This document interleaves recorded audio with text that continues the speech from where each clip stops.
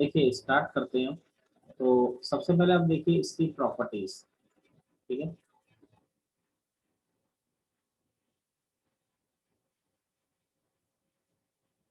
इसकी प्रॉपर्टीज क्या क्या है। तो प्रॉपर्टीज इंपॉर्टेंट है इसकी। देखिए फर्स्ट प्रॉपर्टी है every square matrix, every square matrix can be uniquely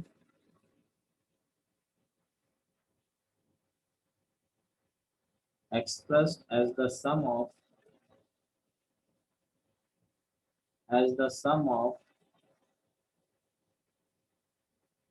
symmetric and skew symmetric matrix. यानी क्या बोल रहा है, किसी भी स्क्वायर मैट्रिक्स को आप sum of symmetric plus skew symmetric matrix की फॉर्म में रिप्रेजेंट कर सकते हो। यानी जैसे कोई मैट्रिक्स आपका ए आ रहा है, कोई भी मैट्रिक्स आपका क्या ए है, तो ये एक स्क्वायर मैट्रिक्स है, इसको आप क्या लिख सकते हो, A plus A transpose upon two plus A minus A transpose upon two, इस तरह से लिख सकते हैं। ठीक है, तो यहाँ पर अगर आप ध्यान देते हैं, अगर हम यहाँ पर ध्यान देते हैं तो ये जो पहला वाला पार्ट होता है, ये जो पहला वाला पार्ट होता है ये होता है सिमेट्रिक, और ये होता है आपका स्क्यू सिमेट्रिक। ठीक है, इस पर बोर्ड में क्वेश्चन भी आए, आपसे क्वेश्चन में बोला जाता है कि कोई स्क्वायर मैट्रिक्स आपको दे देगा, बोलेगा उसको sum of symmetric plus skew symmetric के सम की फॉर्म में लिखिए। तो अब आप बोलेंगे कि ये सिमेट्रिक पार्ट कैसे, देखो ये इसके इक्वल कैसे है। आप एलसीएम लेंगे तो ए ट्रांसपोज और माइनस ए ट्रांसपोज मिलकर नल मैट्रिक्स बन जाएंगे, और ए टू ए अपॉन टू क्या बन जाएगा, ए बन जाएगा। आप देख सकते हैं ना, अगर टू एलसीएम आप ले रहे हैं तो ए माइनस ए ट्रांसपोज तो नल मैट्रिक्स हो जाएगा, और ए टू ए बाई टू आपका क्या आ जाएगा, ए ही आ जाएगा। तो यानी दोनों इक्वल तो नहीं है। अब इसमें A plus A transpose upon two क्या है, सिमेट्रिक मैट्रिक्स है। मैं इसको प्रूव कर देता हूँ। P is equal to A plus A transpose upon two है। तो किसी भी मैट्रिक्स के सिमेट्रिक होने के लिए क्या होता है, उसका ट्रांसपोज किसके इक्वल आना चाहिए। अगर कोई मैट्रिक्स P सिमेट्रिक है तो उसका P ट्रांसपोज किसके इक्वल आना चाहिए, P के इक्वल आना चाहिए। तो मैं प्रूव कर देता हूँ, P ट्रांसपोज क्या हो गया, A plus A transpose upon two का ट्रांसपोज, तो टू तो एज इट इज रहेगा। और प्रॉपर्टी हमने देखी थी A plus B transpose, A plus minus B transpose क्या होता है, B A transpose plus plus minus. तो ये क्या हो जाएगा, A transpose plus A transpose का ट्रांसपोज दोबारा क्या हो जाएगा, ए। तो पी ट्रांसपोज दोबारा किसके इक्वल आ गया, पी के इक्वल आ गया। तो ये कैसा मैट्रिक्स हो गया आपका, अरे सिमेट्रिक मैट्रिक्स हो गया नहीं हो गया, बोलिए। Yes sir. और दूसरे को अगर मैं क्यू के इक्वल ले लूँ, A minus A transpose upon two, तो देखिए क्यू ट्रांसपोज क्या हो गया, A minus A transpose upon two का ट्रांसपोज। इसको हम चेक कर लेते हैं, अगर ये माइनस क्यू के इक्वल आता है ये क्यू सिमेट्रिक हो जाएगा। तो प्लस माइनस हो तो ट्रांसपोज दोनों के ऊपर अलग अलग आ जाता है। तो A transpose minus A transpose का ट्रांसपोज ए हो गया। तो यहाँ से माइनस कॉमन लिया तो A minus A transpose upon two. तो आप देख पा रहे हैं कि क्यू ट्रांसपोज ये माइनस ये क्यू के इक्वल आ गया। तो ये कैसा दिखाई दे रहा है आपको, ये दिखाई दे रहा है आपको, ये आपको दिखाई दे रहा है स्क्यू सिमेट्रिक मैट्रिक्स की फॉर्म में दिखाई दे रहा है। क्लियर है मेरी बात आप लोगों को जो मैंने बताया, बोलिए। Yes sir. चलिए, तो अब देखिए अगली प्रॉपर्टी, सेकंड प्रॉपर्टी पे चलते हैं। सेकंड है if A is symmetric, if A is symmetric then A power n, जहां पर n कोई नेचुरल नंबर हो, ठीक है, विल बी सिमेट्रिक। यानी कोई भी उसके ऊपर नेचुरल नंबर पावर आ जाए, यानी ए अगर सिमेट्रिक है तो ए स्क्वायर भी सिमेट्रिक होगा, ए क्यूब भी सिमेट्रिक होगा, ए फोर भी सिमेट्रिक होगा। अब आप अगर ये जानना चाहें कैसे, तो ये भी मैं बता देता हूँ आपको। जैसे देखिए ए अगर सिमेट्रिक है तो इसका मतलब ए ट्रांसपोज तो ए के बराबर होगा नहीं होगा, बोलिए। ठीक है, तो देखिए अगर मैं अब a पावर n को सिमेट्रिक प्रूव करूं तो a पावर n का ट्रांसपोज निकालना पड़ेगा हमें। ये किसके बराबर आना चाहिए बोलिए, a पावर n के इक्वल आना चाहिए, नहीं आना चाहिए? अरे किसी को भी अगर सिमेट्रिक, इसको आपको सिमेट्रिक प्रूव करना है a power n, Yes, sir. इसका ट्रांसपोज a के बराबर आना चाहिए ना वापस। तो देखिए Yes, sir. a power n यानी कि a इंटू a ट्रांसपोज। अब आप जानते हो ट्रांसपोज की प्रॉपर्टी क्या होती है, ए बी ट्रांसपोज क्या होता है, B transpose into A transpose होता है। तो यहाँ पर अगर आप लास्ट से भी ट्रांसपोज लोगे तो क्या होगा, A transpose into A transpose into A transpose, अरे यही आएगा। तो ये क्या आ जाएगा, अगर आप ध्यान देते हैं तो ये ए ट्रांसपोज की पावर एन आ जाएगा, नहीं आ जाएगा बताइए। Yes, sir. अब ए ट्रांसपोज किसके इक्वल है, क्योंकि ए सिमेट्रिक है तो ए ट्रांसपोज किसके इक्वल है, ए के इक्वल। तो आप देख पा रहे हैं A power N transpose is equal to किसके इक्वल आ गया, ए पावर एन के इक्वल आ गया। यानी ये भी क्या हो गया आपका, सिमेट्रिक मैट्रिक्स हो गया। कोई दिक्कत किसी को इसमें है तो बात करिए, बोलिए।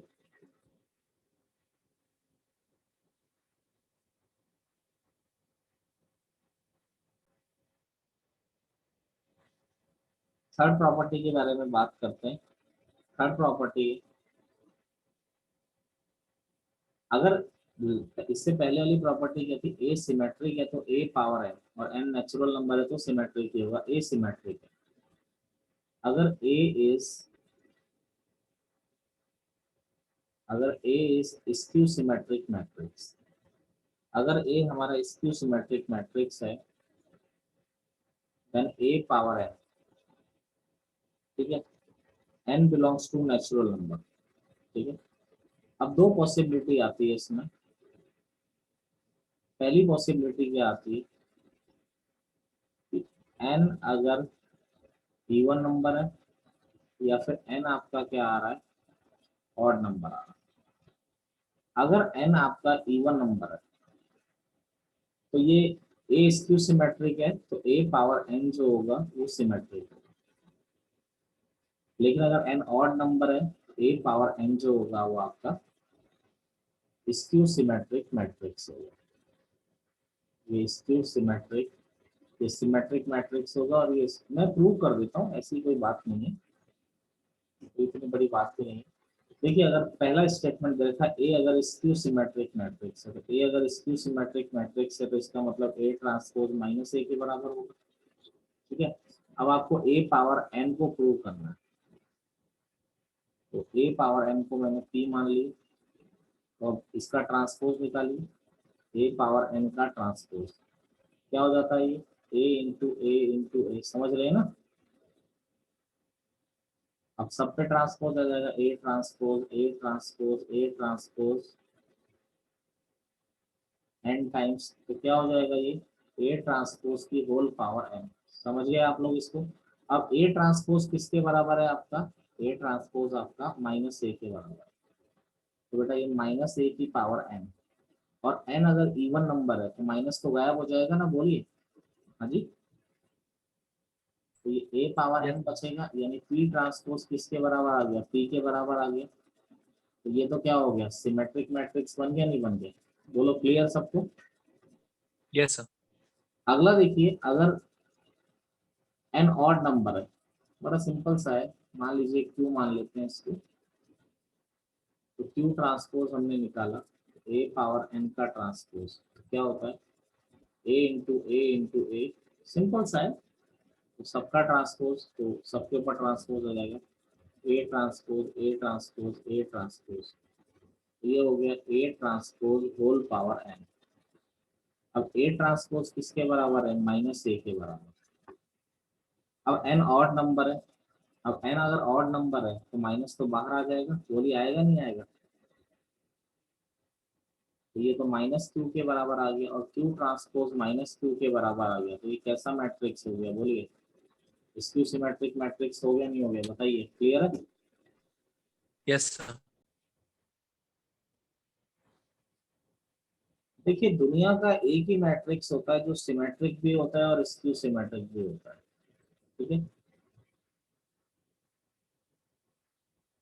नल मैट्रिक्स अकेला, null matrix is both symmetric and skew symmetric matrix, यानी नल मैट्रिक्स जो होता है अकेला वो सिमेट्रिक भी होता है और क्या होता है, स्क्यू सिमेट्रिक भी होता है। ठीक है, अब देखिए फिफ्थ हम लोग देखते हैं। फिफ्थ क्या है, फिफ्थ पॉइंट है A and B both are, ये क्वेश्चन की फॉर्म में दिया जाता है एनसीईआरटी आरडी में, तो मैं आपको डायरेक्टली लिखा ही दे रहा हूँ। A and B both are symmetric, if A and B both are symmetric, अगर ए और बी दोनों सिमेट्रिक मैट्रिक्स हैं, ठीक है, then then A B plus B A, then A B plus B A क्या होगा, सिमेट्रिक मैट्रिक्स होगा। And A B minus B A जो होगा, ध्यान देंगे, ये आपका स्क्यू सिमेट्रिक मैट्रिक्स होगा। निकालने को मैं निकाल के तो बताऊंगा ही क्या, यानी अगर ए और बी बोथ आर सिमेट्रिक, यानी कि ए बी सिमेट्रिक है तो ए ट्रांसपोज ए है, बी भी सिमेट्रिक है तो बी ट्रांसपोज बी है। अब ए बी प्लस बी आपको चेक करना है, तो पी इज इक्वल टू मान लिया हमने ए बी प्लस बी ए।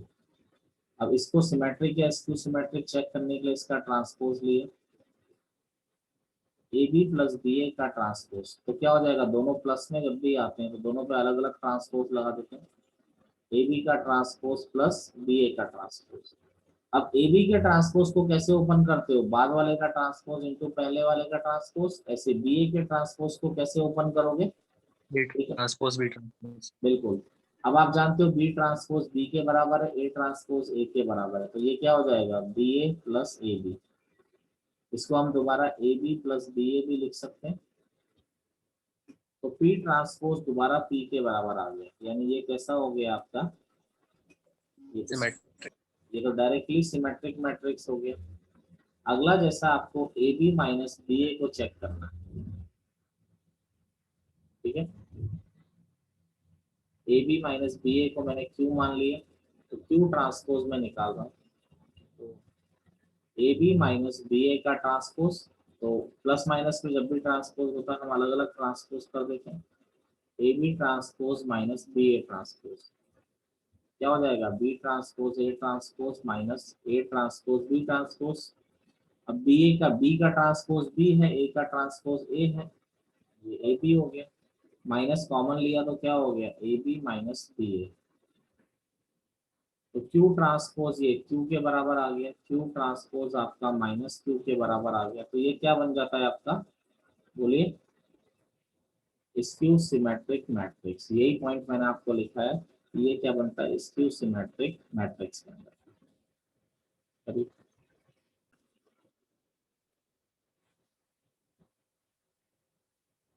क्वेश्चन है,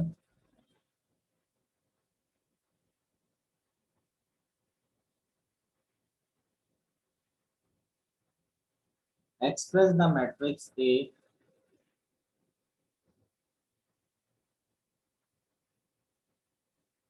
2 minus 3 4 minus 1 4 3 1 minus 2 3 as the sum of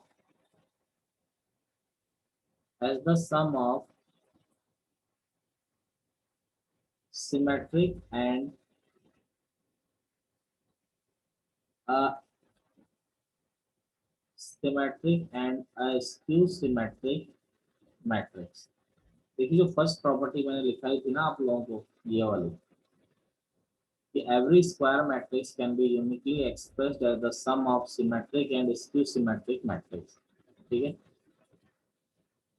तो देखिए express the matrix as a sum of, यानी ए मैट्रिक्स को आप सिमेट्रिक और स्क्यू सिमेट्रिक यानी ए प्लस ए ट्रांसपोज अपॉन 2, आपको इस तरह से इसको क्या करना है, रिप्रेजेंट करना है, ठीक है। ये इसका सिमेट्रिक पार्ट होता है पहला वाला, दूसरा होता है स्क्यू सिमेट्रिक पार्ट, ठीक है। तो सबसे पहले इसका सिमेट्रिक पार्ट को हम पी मान लेते हैं, पी क्या है, ए प्लस ए ट्रांसपोज अपॉन 2।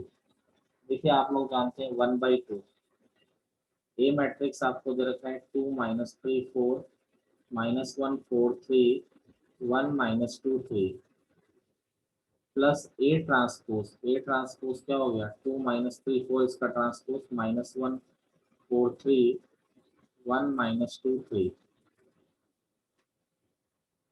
देखिए 1/2 इन दोनों मैट्रिक्स को हमने ऐड किया तो 2 + 2 4 -3 -1 -4 4 + 1 5 और ये -1 -3 -4 4 + 4 8 3 -2 1 1 + 4 5 -2 + 3 1 3 + 3 6। तो चाहो तो 2 से डिवाइड कर देते हैं तो 2, ठीक है, 2 - 2 5/2 और -2 4 1/2 5/2 1/2 और 3। ये हो गया आपका सिमेट्रिक पार्ट हो गया। स्क्यू सिमेट्रिक को हम लोग क्यू मान लेते हैं A - A ट्रांसपोज अपॉन 2। तो 1/2, तो इनको माइनस किया तो अब चलो मैं डायरेक्ट ही कर देता हूँ, माइनस ही तो करना है ना, तो डायरेक्ट यहाँ पर जो आपने प्लस किया है उधर माइनस कर दीजिए।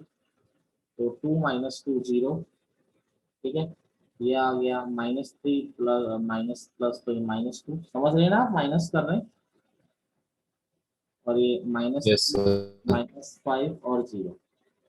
तो 2 से डिवाइड किया तो ये 0 -1 3/2, ये 1 0 5/2, ये -3/2 -5/2 और 0। अब देखिए दोनों को अगर हम लोग ऐड कर देते हैं, दोनों को हम अगर ऐड करते हैं यानी आपको फाइनली जो है, फाइनली जो मैट्रिक्स को है इस फॉर्म में लिख के आना है, A + A सर ट्रांसपोज। आपने A माइनस A ट्रांसपोज का इकट्ठा ही ये लिखा है ना 0 -1 3/2 1 0 5/2, बोलिए। नहीं, ठीक है सर, समझ गए। समझ गए ना। अब दोनों का वैल्यू लिख देते हैं, तो दोनों का वैल्यू लिखा तो क्या हो जाएगा, यहाँ आ गया 2 - 2 5/2 -2 4 1/2 5/2 1/2 3 प्लस 0 -1 3/2 1 0 5/2 और -3/2 -5/2 और 0। तो ये आपका क्या हो जाएगा, आंसर हो जाएगा। ठीक है, करिए, ये बेस्ट यही है, मेन क्वेश्चन है इसमें। देखिए अगला हमारा आता है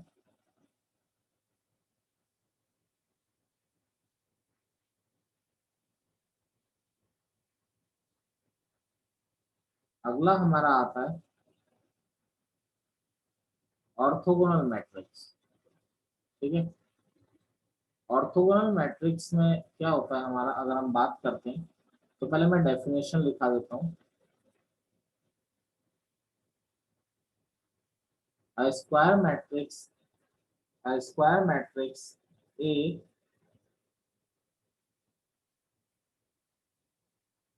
with real elements, यानी जो उसके एलिमेंट्स हैं रियल है, कॉम्प्लेक्स नहीं होना चाहिए, real elements is said to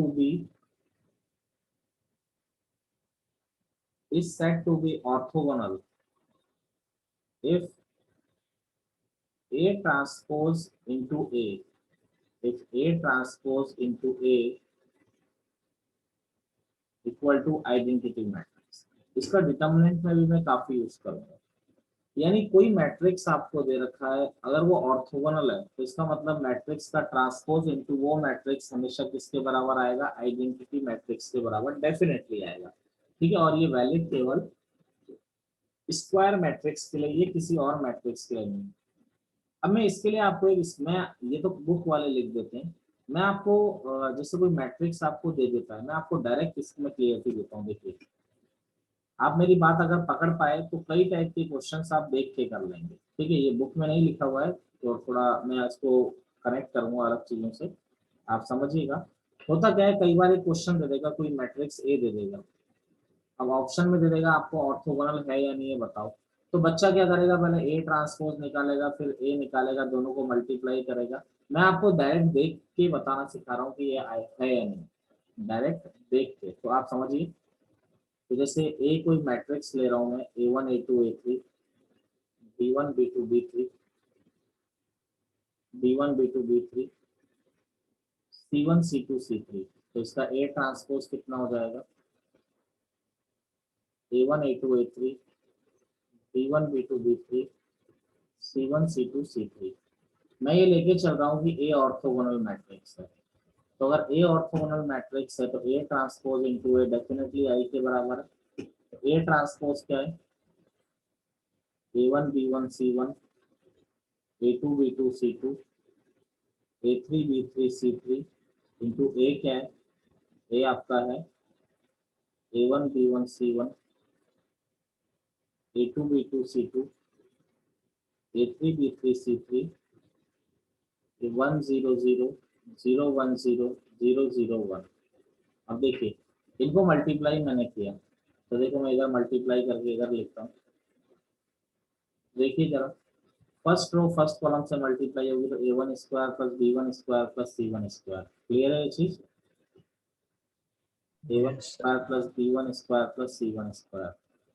second row अगर मल्टीप्लाई होगी, फर्स्ट रो अगर सेकंड कॉलम से, तो A1 A2 plus B1 B2 plus C1 C2 क्या हो जाएगा, A1 A2 plus B1 B2 plus C1 C2।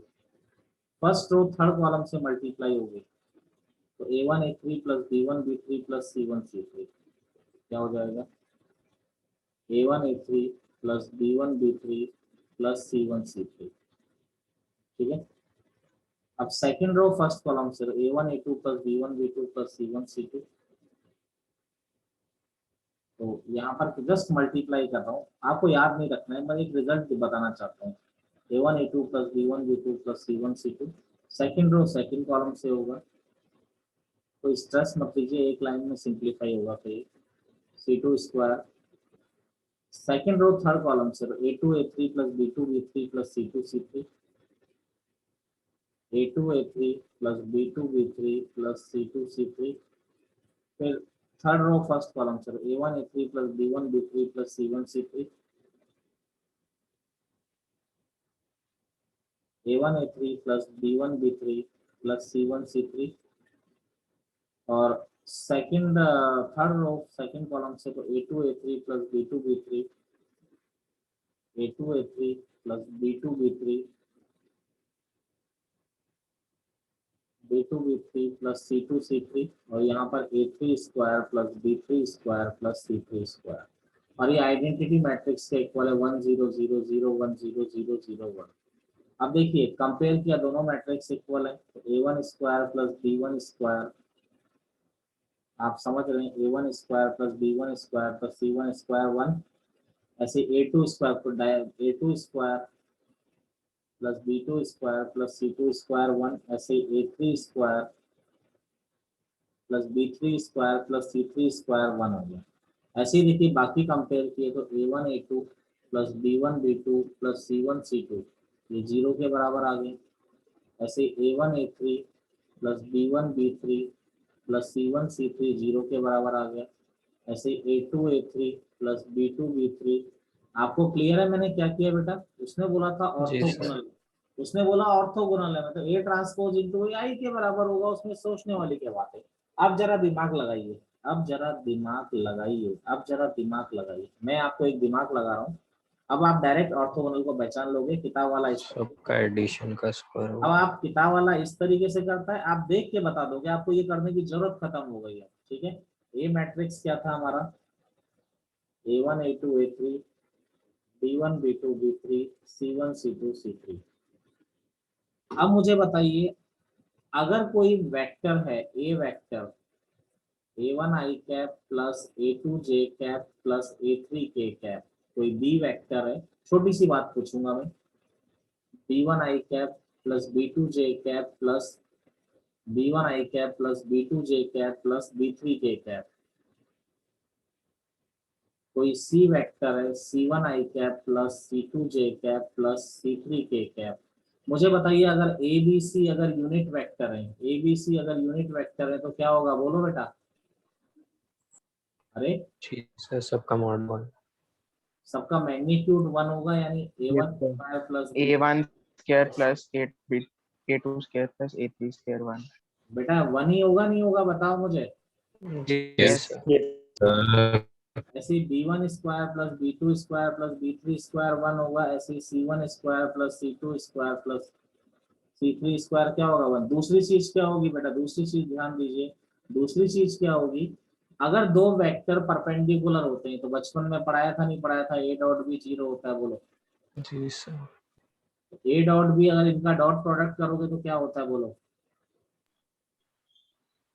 A1 A2 plus B1 B2 plus C1 ऐसे b dot c भी 0 करोगे तो क्या आएगा, बोलो। 0 आएगा सर डिफरेंट। अरे आएगा नहीं आएगा, वही तो यहाँ पर आपको क्या रिप्रेजेंट कर रहा है कि हर रो जो है सर A डॉट B में A1 A2 और A2 सॉरी सॉरी सॉरी समझिए क्या आएगा, ए डॉट बी तो a1 b1 A2 B2 plus A3 यही आएगा। यस। तो आपको क्या दिख रहा है यहाँ पर, अगर रो जो है यूनिट वेक्टर को रिप्रेजेंट कर रही है, अगर रो जो है सारी रो क्या कर रही है, हर रो यूनिट वेक्टर को रिप्रेजेंट कर रही है नहीं कर रही है। Yes sir. और इनके अगर रो यूनिट वेक्टर को रिप्रेजेंट कर रही है तो उनके कॉलम किसको रिप्रेजेंट कर रहे हैं, परपेंडिकुलर वेक्टर को रिप्रेजेंट कर रहे हैं नहीं कर रहे हैं। अगर रो देखो, फर्स्ट रो के स्क्वायर 1 है, सेकंड रो का स्क्वायर 1 है, थर्ड रो का स्क्वायर 1 है कि नहीं है, बोलो। यस आपके सामने आ रखा है यहाँ पर देखो ना, a1 square plus a2 square, ये आ रहा है ना, मैंने थोड़ी लाया हूँ जबरदस्ती, वो तो आया है, प्रूव हो रहा है ना। ऐसे ही देखिए, अगर रो यूनिट वेक्टर को रिप्रेजेंट कर रही है तो जो कॉलम है वो परपेंडिकुलर वेक्टर को रिप्रेजेंट कर रहे हैं नहीं कर रहे हैं, बोलिए। Yes a1 b2 plus b1 b2 plus c1 c2 0 आ रहा है नहीं आ रहा है, बोलिए। यस। ऐसे ही सेकंड कॉलम और थर्ड कॉलम भी परपेंडिकुलर वेक्टर को रिप्रेजेंट कर रहा है, और फर्स्ट कॉलम, यानी रो अगर यूनिट वेक्टर को रिप्रेजेंट कर रही है तो कॉलम वाले वेक्टर क्या होंगे, आपस में परपेंडिकुलर होंगे। अगर अगर कॉलम यूनिट वेक्टर को रिप्रेजेंट कर रहा है तो रो वाले वेक्टर आपस में क्या होंगे, परपेंडिकुलर। समझ रहे हो नहीं समझ रहे हो। Yes sir. तो ये इसकी पहचान है, ये इसकी क्या है, पहचान है। आप देख के एक लाइन में बता सकते हो कि ये है या नहीं है। क्लियर है मेरी बात या नहीं है। यस अगर मैं आपसे पूछता हूँ कि ये cos theta sin theta minus sin theta cos theta, ये देखकर बताओ ऑर्थोगोनल मैट्रिक्स है या नहीं, बोलिए बेटा। इसके कॉलम यूनिट वेक्टर को रिप्रेजेंट कर रहे हैं नहीं कर रहे हैं। अरे cos square theta plus sin square theta 1, बोलो। यस और उनके इनकी रो जो है आपस में परपेंडिकुलर वेक्टर को रिप्रेजेंट कर रही है नहीं कर रही है। Yes sir. अरे बोलो। Yes sir. आ रहा है ना, तो ये क्या है, आपको अब आपको निकालने की जरूरतें खत्म हो गई, आप देख के आप बता सकते हो। मेरे को लग रहा है कुछ बच्चों को नहीं समझ में आया तो वो बोल नहीं पा रहे हैं, ऐसा कुछ है क्या। मुझे समझ आया सर। हाँ, वही मैं जानना चाह रहा था ना भाई। यहाँ पर मैंने आपको क्या, मैंने एक रिजल्ट प्रूव किया है यहाँ पर मैंने रिजल्ट क्या प्रूव किया, आपने मैट्रिक्स ये लिया था ना, a1 a2 a1 a2 a3 b1 b2 b3, तो यहाँ पर ये अगर ऑर्थोगोनल है तो यहाँ पर आपका ये आ रहा है ना, a1 square plus b1 square plus c1 square 1 आ रहा है, यानी फर्स्ट रो यूनिट वेक्टर को रिप्रेजेंट कर रहा है। a2 square plus b2 square plus c2 square 1 आ रहा है, यानी सेकंड रो भी यूनिट वेक्टर से लिया है। a3 square plus b3 square plus c3 square 1। अरे नहीं समझ रहे हो। कॉलम नहीं आना चाहिए सर, ये आप जो रो बता रहे हो यूनिट वेक्टर। एक मिनट एक मिनट एक मिनट, हाँ sorry sorry sorry sorry sorry, column column column column column, ठीक है, सही कह रहा है, ये सही कह रहा है, कॉलम कॉलम। क्लियर है सबको। आगे तो समझाओ। बट सर हमने वेक्टर से प्रूफ भी तो कर लिया था, वो भी तो हो ही सकते हैं सारे। a1 स्क्वायर नहीं सर, उनका स्क्वायर होएगा, ठीक है सर, सॉरी। ठीक है ना, ये a1 square plus b1 square plus c1, इसका कॉलम किसको रिप्रेजेंट कर रहे हैं, सॉरी यूनिट वेक्टर को रिप्रेजेंट कर रहे हैं। और आप देख लीजिए कि इनका जो कॉलम यूनिट वेक्टर को, कॉलम ही यूनिट वेक्टर को रिप्रेजेंट कर रहे हैं, और आपस में दो कॉलम को अगर मल्टीप्लाई कर रहे हैं, आपस में दो कॉलम को मल्टीप्लाई कर रहे हैं, तो आपका वो किसको रिप्रेजेंट कर रहे हैं, परपेंडिकुलर को रिप्रेजेंट। perpendicular. Yes, sir. अरे समझ में आई ये बात अनुज भारद्वाज? मतलब सर डॉट प्रोडक्ट लेके देखना पड़ेगा आपस में दो हाँ, को। आप दो चीजें चेक कर लीजिए कि अगर मान लीजिए ये देखिए कॉलम यूनिट वेक्टर को रिप्रेजेंट कर रहे हैं आपस में a1 square a1 square plus b1 square plus c1 square equal to 1 a2 square. ऐसे कॉलम का आपस में प्रोडक्ट भी तो जीरो आ रहा है, a1 a2 plus b1 b2 plus c1 c2 zero आ रहा है नहीं आ रहा है, बोलिए। Yes. अरे नहीं समझे? समझ गए सर। तो आप इस तरह से, ये तो मैंने आपको एक चीज बताई जिससे आप डायरेक्ट आप आसानी से चेक कर सकते हैं कि ऑर्थोगोनल मैट्रिक्स है या नहीं। ये सबसे शॉर्ट मेथड होता है ऑर्थोगोनल मैट्रिक्स चेक करने का। ये बुक सर जो हमने किया अभी वेक्टर फॉर्म में, उसमें तो रो यूनिट वेक्टर के इक्वल आई है। हाँ जो अभी हमने किया है उसमें रो यूनिट वेक्टर के इक्वल आई है। सर जो राइट साइड पे आपने सॉल्व किया उसके अकॉर्डिंग। एक मिनट, So recording on. एक मिनट ओके। देखिए अगर कोई मैट्रिक्स है, जैसे मान लीजिए a1 a2 a3, अगर कोई मैट्रिक्स है b1 b2 b3 c1 c2 c3, ठीक है, या तो इसकी रो सारे यूनिट वेक्टर को रिप्रेजेंट करना चाहिए या कॉलम। जैसे अगर अगर सारी रो यूनिट वेक्टर को रिप्रेजेंट कर रही है a1 square plus a2 square plus a3 square equal to 1, b1 square plus b2 square plus b3 square equal to 1, c1 square plus c2 square plus c3 square equal to 1। अगर सारी row unit vector को represent कर रही है तो सारी रो आपस में परपेंडिकुलर भी होंगी, यानी क्या होगा a1 b1 plus a2 corresponding जो होगी आपस में क्या होंगी, परपेंडिकुलर वेक्टर को रिप्रेजेंट करेंगे। a2 b2 plus a3 b3 equal to 0। ऐसे ही क्या हो जाएगा b1 c1 plus b2 c2 plus b3 c3 equal to 0। ऐसे ही a1 c1 plus a2 c2 plus a3 c3 equal to 0। ये या फिर अगर इसके कॉलम यूनिट वेक्टर को रिप्रेजेंट कर रहे हैं तो आपस में जो कॉलम आपस में कॉलम भी किसको रिप्रेजेंट करेंगे, समझ रहे हो, परपेंडिकुलर वेक्टर को रिप्रेजेंट करेंगे। आप समझे मेरी बात, मैंने क्या बताया? Yes, sir. Yes sir. ठीक है।